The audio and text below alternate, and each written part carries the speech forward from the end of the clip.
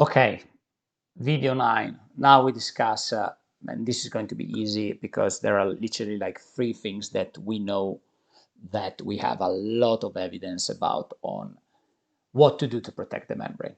Okay, so if the membrane needs different kind of fat, will the diet have an impact on what we eat have an impact on the composition of the membrane?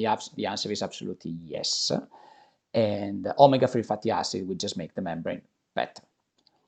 At the same time, like the quality of the phospholipids that we have in the membrane is determined by what we eat. Meaning, if you have a lot of like sunflower oils, this kind of stuff, if you eat a lot of like, I don't know, Mars bars, this kind of stuff, which are like high in trans fat, what do you think is going to happen to the fat in the membrane, to the phospholipids? They're going to be mostly made of trans fat. So what we eat has a profound impact.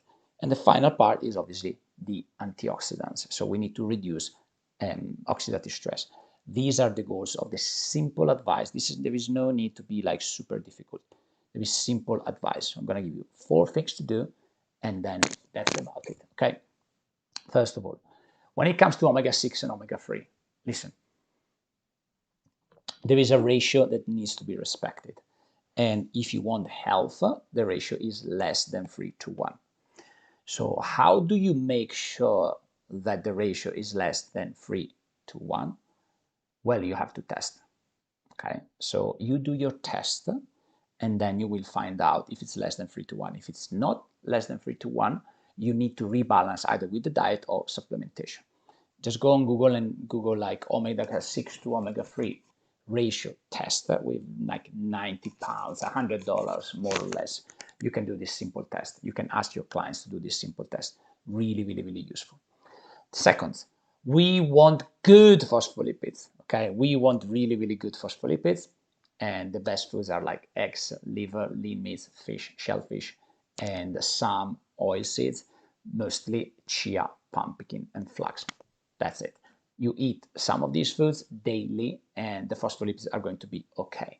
Now, when it comes to the antioxidant protection, there are specifically 3 of them with the best possible evidence in protecting the membrane of the cell and the membrane of the nucleus. And again, the references are here, like I put them here, so you can go and read them yourself if you desire. Okay, but quercetin, myricetin, and luteolin are the single most important ones in terms of evidence. I'm not saying in terms of efficacy, that could be better, but in terms of evidence, these are the most solid ones, which are designed to protect. So where do we find them?